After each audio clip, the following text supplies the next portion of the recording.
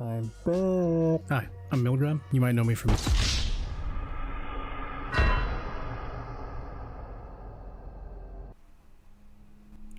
That's my bad. I put on the black hoodie because I'm ashamed of my body. Okay. I pulled a whole milk and cigarettes routine on you guys right after I said I was going to do a bunch of stuff. That's on me. That's my bad. I'm sorry. I got caught up with, you know, client work and generally being lazy. But I think I'm back. I mean it this time. One of my big goals for this year is to actually do like YouTube videos and stuff.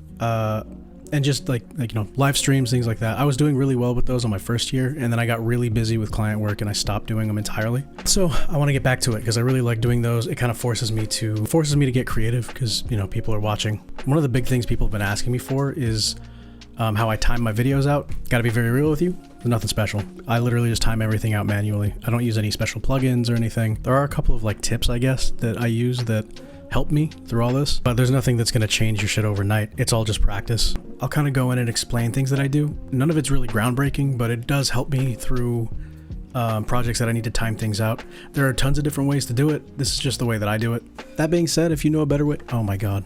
Fuck you. Fuck you. Okay, is it done? Is it going to do the thing? Can I fucking do a video now? That being said, if you know a better way, let me know in the comments, because I'm always looking for ways to make things easier for myself. So, you know. Anyway, I'm going to go into a little bit of what I do to sync up visuals to audio. Like I said, nothing crazy, but it does get the job done, so. Okay, so this is my working setup. I go over this in my last video that I did, you know, over a year ago. I go over how to set this all up. So go watch that video, come back here, and then you'll have this screen ready to go. The first thing that I usually do is I'll drag the audio into the video sequencer on the screen. I don't like to work with it super loud, so I usually drop the volume down to like 0.15 or 0.2, something like that. But then it becomes really quiet and it's kind of hard to see the waveform because it gets real tiny. What I do is duplicate it and mute the louder one so that you can still see the audio waveform, but it's not going to be loud as shit.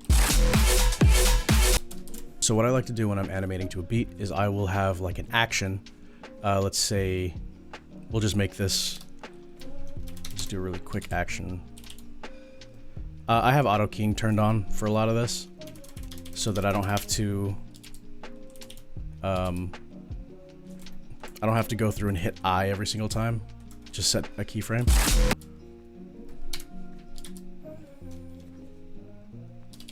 Just a quick, I'm just gonna make a quick action. Bring that in a little bit. And then I always make the action end on the same frame that it started. So there's no difference between the two starting and end frames. And I do that because what I usually do is I will take everything but the end frame and copy it. And then I'll just play the video.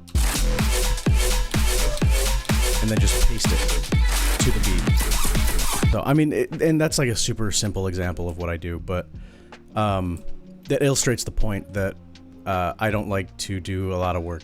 You will have to go through and fix some stuff, like this one is too delayed. So I'll just come in and move this over.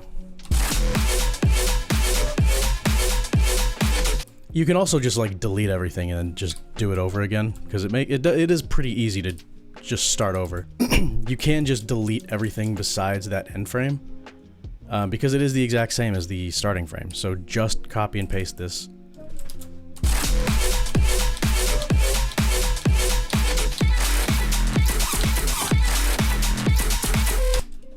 And then it should be synced for the most part.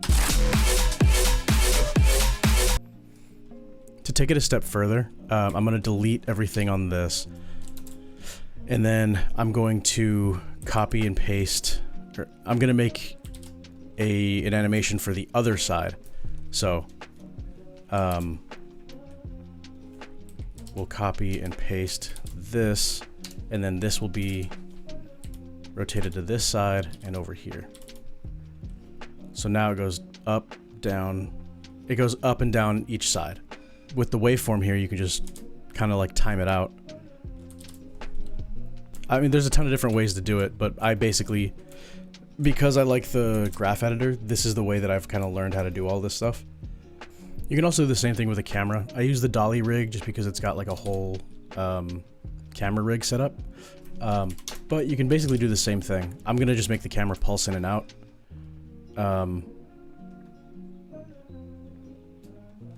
And then...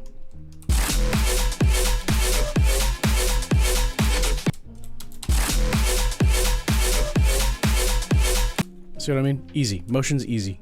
Obviously you can go through and edit this however you want, but I'm just doing this real quick to illustrate a point. I'm gonna do the same thing with the rotation.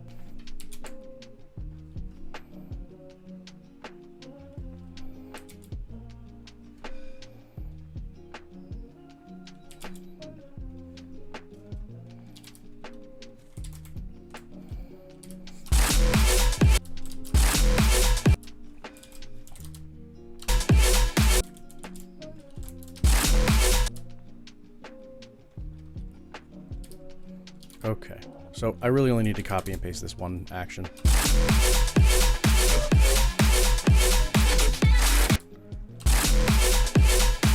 I like to change the animation based on the section of the song. It can be like a slight change in animation. Like, I've decided that on this growl, instead of it bouncing, I want to do a big jump and then slam down. So I'm gonna delete the keyframe where it's in the air, and I'm going to create a keyframe where it's really high in the air. Now the problem is it kind of just looks like it jumps really high. So to make it slam, I'm gonna go ahead and copy this keyframe towards where the slam is, and then I'm gonna move it up a little bit more and rotate it a little bit further back. So now it gives the illusion of this thing jumping and getting ready and then slamming down real hard. If you want to, you can make it shake a little bit to add a little more emphasis. And to do that, all I did was take the Y rotation and move it up and down. It doesn't have to be super noticeable, just subtle enough that it adds like a little bit of aggression to the shot. And then I can copy and paste this over to the other one. You can also like kind of fuck with the camera a bit to make it more interesting. For instance, when it goes up in the air and does the little shake thing, I want it to rotate around in a 360.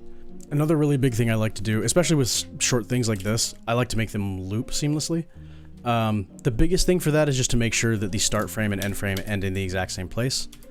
As you can see, the start frame and end frame are different. The rotation is slightly off, so what I'm going to do is just rotate it back. So what I'm going to do is just copy that rotation keyframe to the end. Shift right arrow will take you to the end of the animation. I press the right arrow one more time so that you kind of overshoot the animation a little bit so that it will loop seamlessly.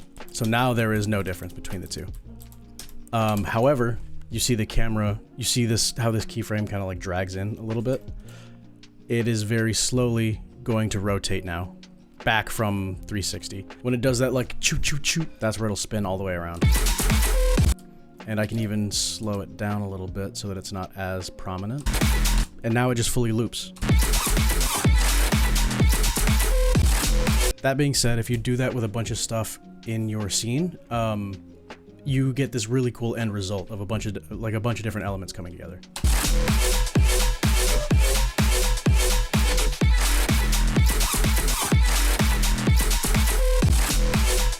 Like I said, it's nothing like groundbreaking, but it all does like work together. That's kind of just like what I do for most of the videos that I've made, is just that over, 1,000 times. This is a very basic example of it, but it is a lot of fun to get in there and do it with a bunch of different elements. Different elements coming together is kind of where like the magic happens. Hopefully you guys like this. I don't know if that's exactly what you guys were asking about as far as you meant like how I time things out, but you get what you get after a year, you know what I mean? Let me know in the comments what else you guys want to see, what other processes you want to see from me. I'm going to be posting a lot of probably just random videos for a while until I get a structure down, but I do want to regularly start posting. Probably try this every week. And if not,